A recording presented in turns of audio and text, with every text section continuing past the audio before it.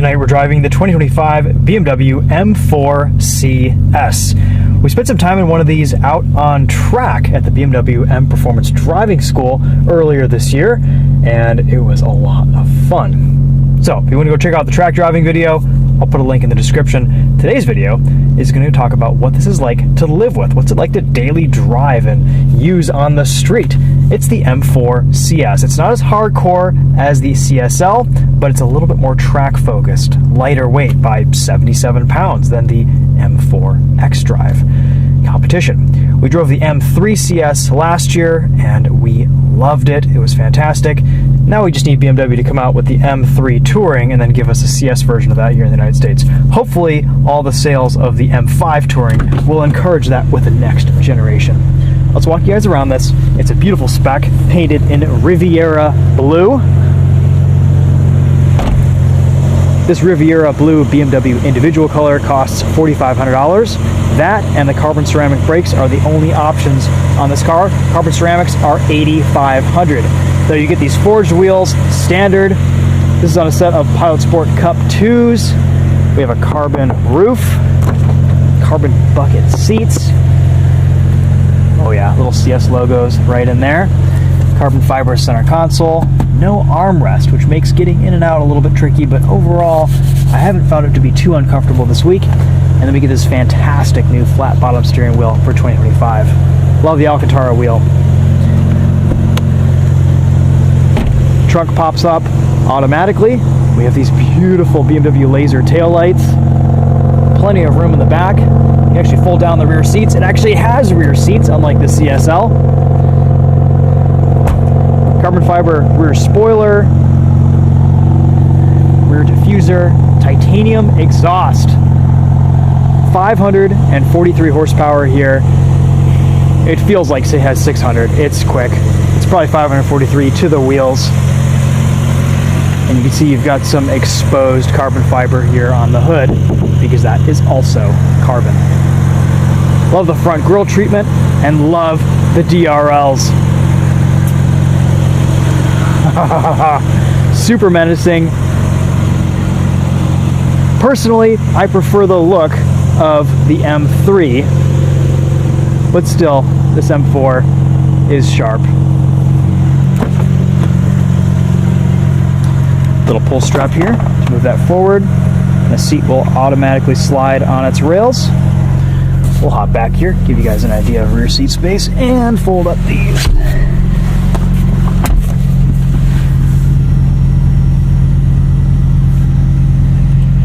These bucket seats have a dual purpose. One, these holes you can put harnesses through, and two, down here you can tickle your front passengers. Very nice.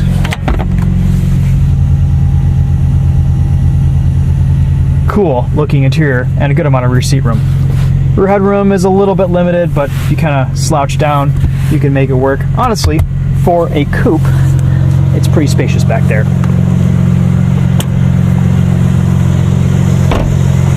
Let's pop the hood, take a look at the 3-liter twin-turbo S58.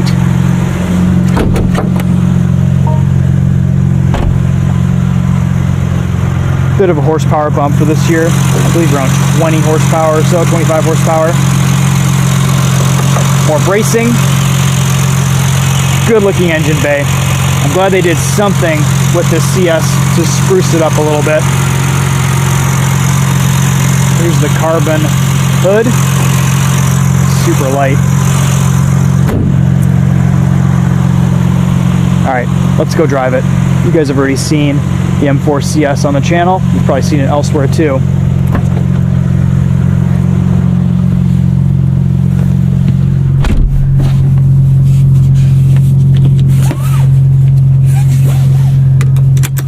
This showed up with blue ambient lighting yesterday, and I decided to leave it because it matches the Riviera Blue. It wouldn't have been my first choice, but I actually kind of like it in this spec. Ambient lighting. The ambient lighting is already turned on.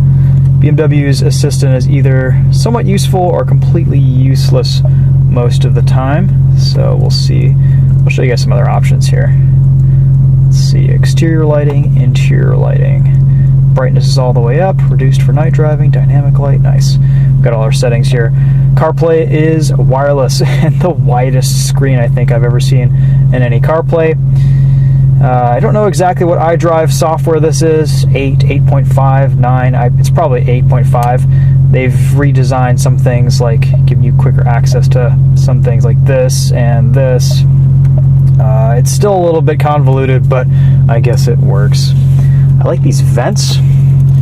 At least they have physical knobs. Oh, and we get a physical dimmer switch for our interior screens, which is very nice. Still some older interior bits in this BMW M4, which I think are just about perfect for this. We have buttons on the steering wheel, which work really well. M1 and M2 buttons. The back button is where it should be, not like it is on some of the new M products up here in a different layout. We have a button to control our active exhaust. There we go, you can hear the difference. There it is off, there it is on. A little bit more noise. There's probably a little bit of piped in sound there too. Auto stop start also now defaults to off and stays off unless if you turn it on. And then it might just remember that setting. I haven't messed with it too much. You get a button for traction control, parking sensors, M mode, so you can kind of change your gauge cluster design up. You guys have seen all this stuff before. Track turns everything off. I kind of just like this road cluster, even though these gauges do still look strange with a reverse sweep. And then we've got setup. There we go. So let's see what M1 configuration is set to in this car. All right, this looks like our pretty aggressive drive mode.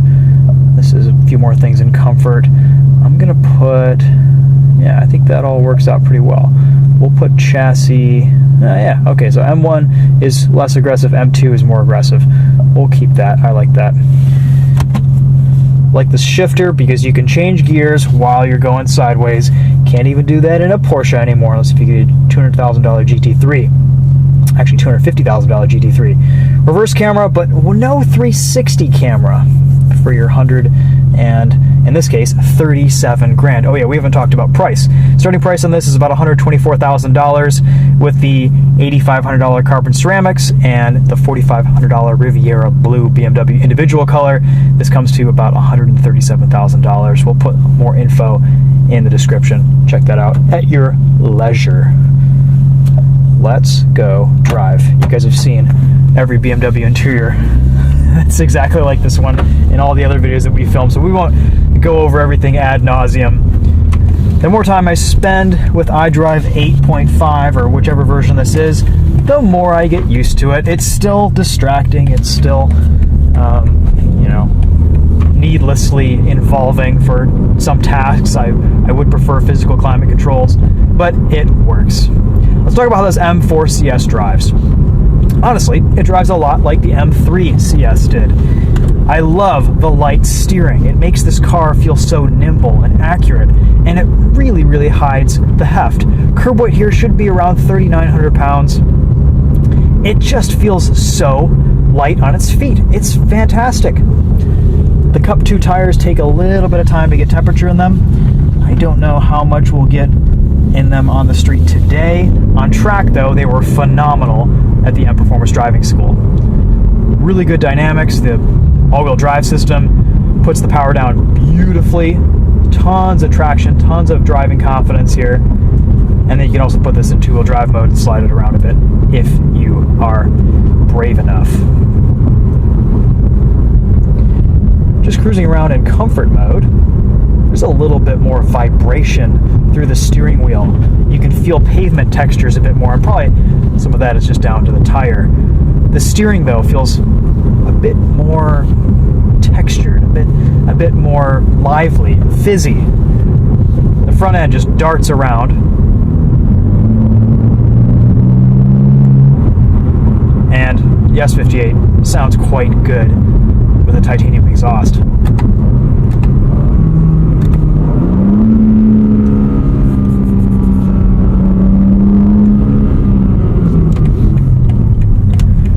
So far this week, I've averaged over 20 miles to the gallon in this. It's been pretty efficient. That's beating EPA average of 18 mpg, which is pretty good.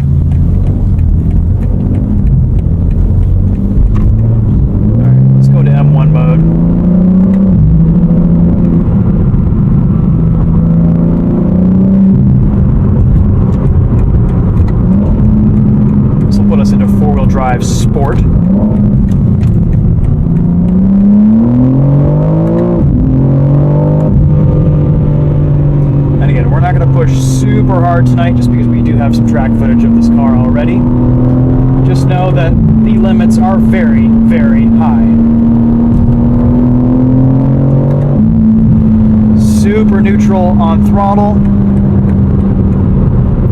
Not a lot of understeer here, not a lot of oversteer. It just points and goes wherever you shoot it. In comfort mode, the suspension is almost floaty over bumps. To me, honestly, driving it this week, it doesn't really feel any stiffer than the competition. I know it is a little bit stiffer, just a tiny bit, but it doesn't feel it. It just translates to really nice handling, really good driver feedback for an M4.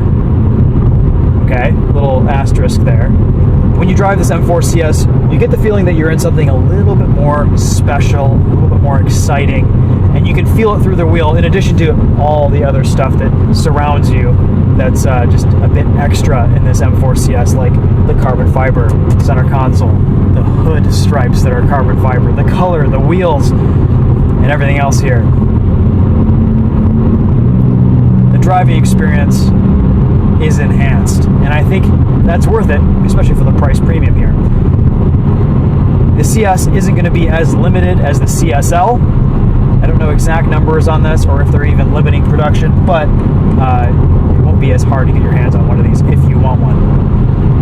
We have a head-up display, which I've opted to turn off tonight, but that's a big color unit right there in front of you. Surprisingly quiet, honestly, at highway speeds. I guess maybe I'm used to driving the McLaren 750S that we had last week, which was a little bit on the louder side.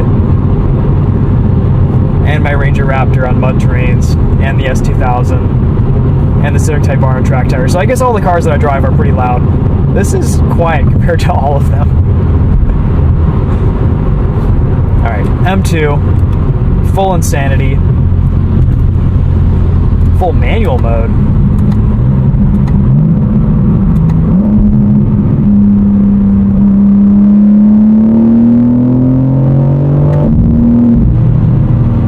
Car is quick. It has a really meaty mid-range. That 3,500 to $6,000 really pulls in this car.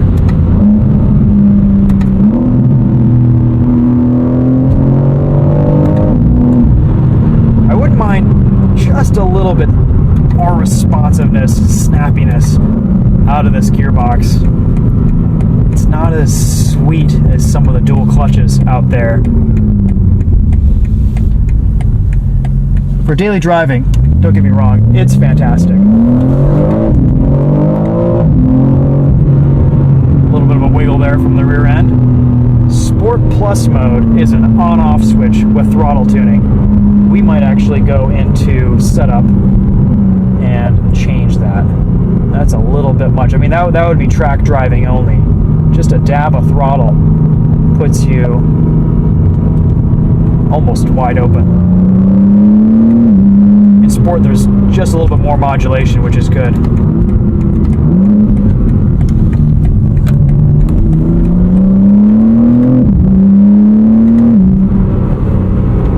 S3, kind of aggressive. Let's go down to S2. That's a lot smoother. Takes away that lurch between gears. But then downshifts get a little bit lazy.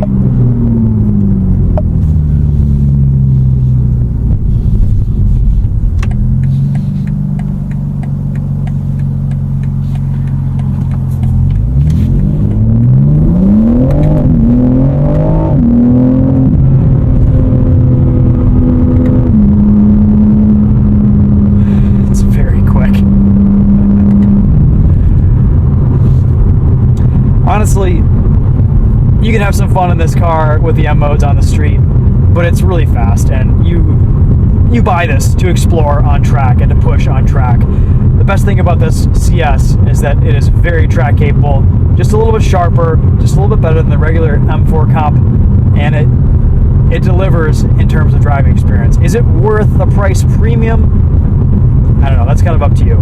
If you're all about the exclusivity, the looks, that waver from a CS M car, yeah, and this is probably the one for you. Personally, I would swing for the M3. I think the four-door usability is a real just advantage to that car, and it just drove great.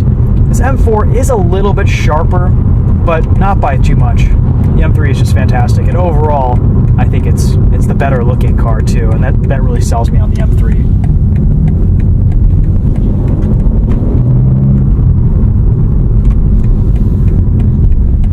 Really, the big takeaway here, the big surprise, isn't the power, isn't the sound, it's how light and nimble this car feels.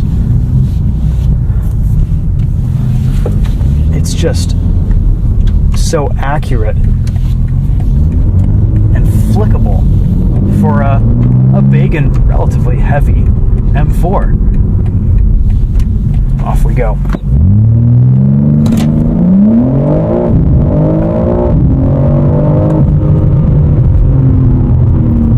There is no way to convey on camera how hard this car launches. The only thing I can say is that your brain gets squished into the back of your skull and you go dizzy for the first 30 miles an hour.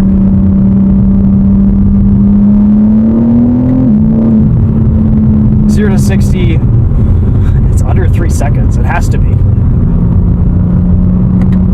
Insane. Absolutely insane. We need to do that one more time. One more time.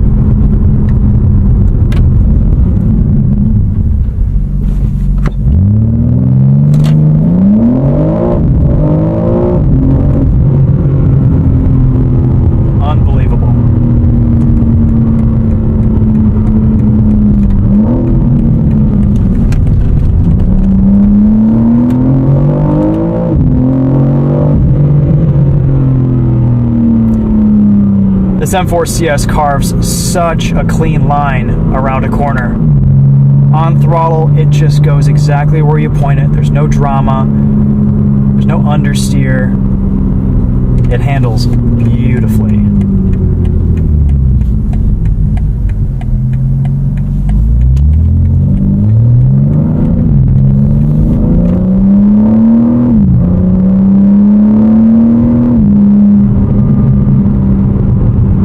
Sounds good too.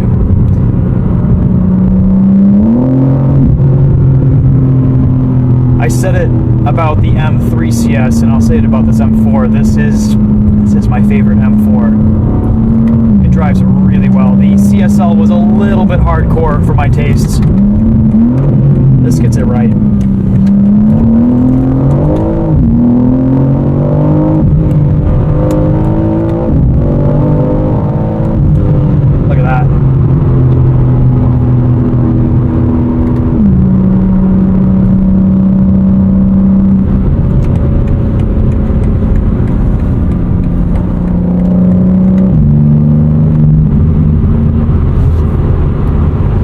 Honestly struggling to come up with complaints, shortcomings here.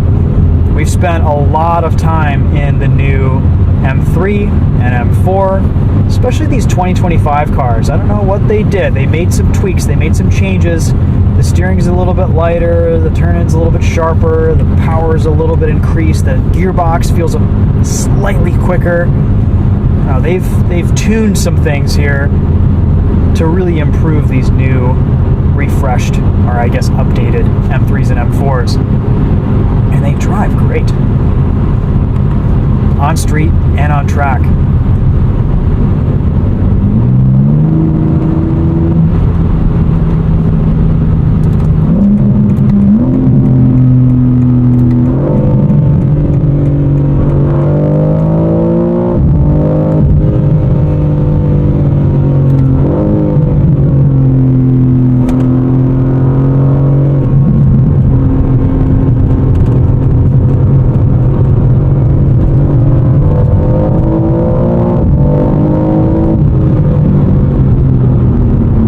Brakes are also amazing. Just insane.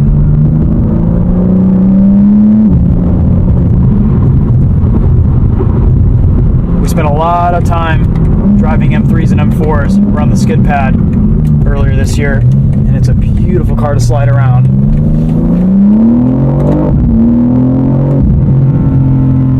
CS might be a little bit more challenging just because there's so much grip from these cup tires. So that's the only note.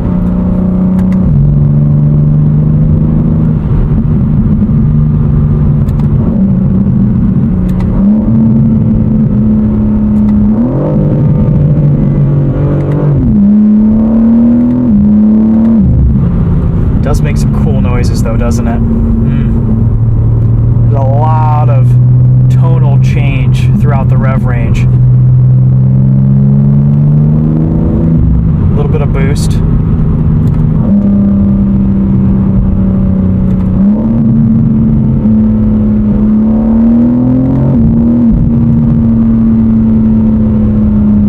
And it's just a rocket ship.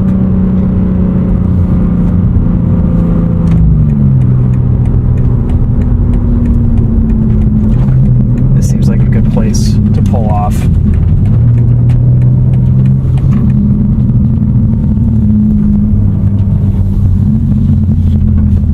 We'll walk you guys around this one more time,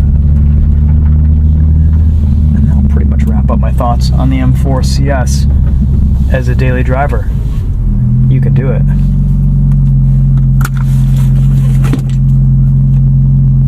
We'll leave it running. Maintain all of our drive modes here.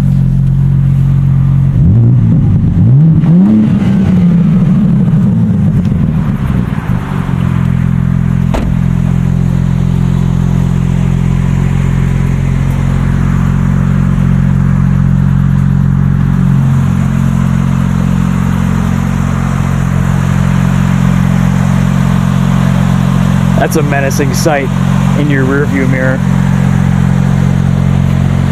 The carbon bits on this are gorgeous. You're getting a lot of carbon fiber for your money. If you're tracking, you probably want the carbon ceramics.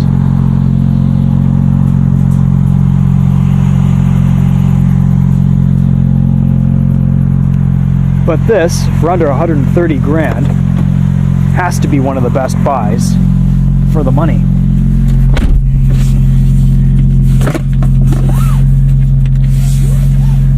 It doesn't really have any cup holders. It has some in the doors, but not that you'd be able to keep your drink in there anyway with the G-forces you're going to be pulling in this.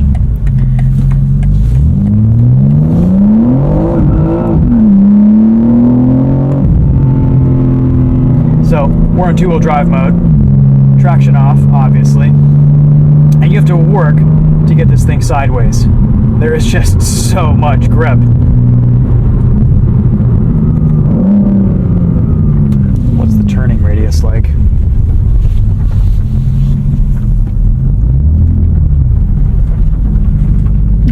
Not amazing, but it's okay. It'll do.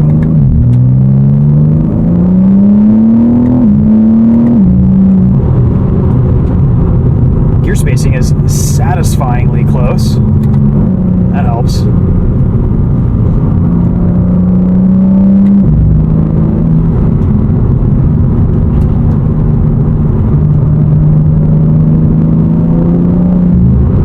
There's just torque from 3,000 RPM. It pulls so hard.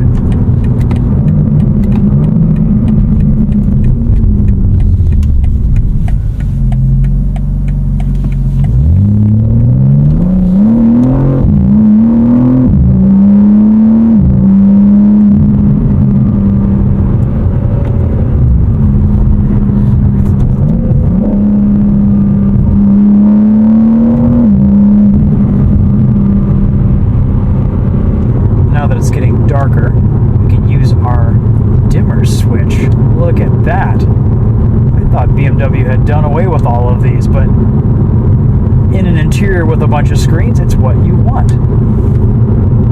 Look at that. Oh, it's awesome. See the ambient lighting a little bit better here. What about these seats?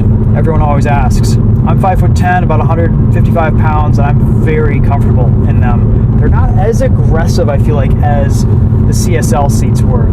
They are narrow. The bolsters right now on them are set to the widest setting, and I fit just about perfectly in them. And I'm kind of a skinnier dude, so if you have wider shoulders, a wider waist, you might not fit as well in them as you would like. Still, they're very nice. I would be very comfortable driving with them for an extended period of time. I think on track they're going to be phenomenal, and getting in and out of, they're not terrible as long as you get over this hump.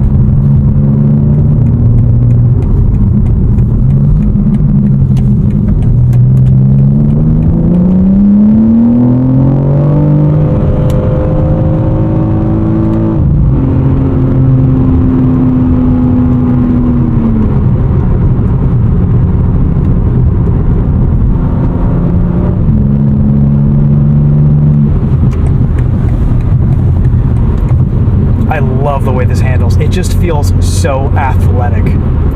I think that's it for me. It's the handling, and with the power, the engine sound, the lightness from the steering, and just that little bit of extra feedback you get. BMW's really brought the new M3, M4 a long way. It feels fantastic, and a lot of confidence with the all-wheel drive system. Overall, I love the driving experience here. I'm very impressed. Well, and on that note, thanks for watching, guys. If you're interested, go check out the track driving video that we uploaded earlier this year. That's it for now. Thank you so much for watching. We'll see you guys in the next video.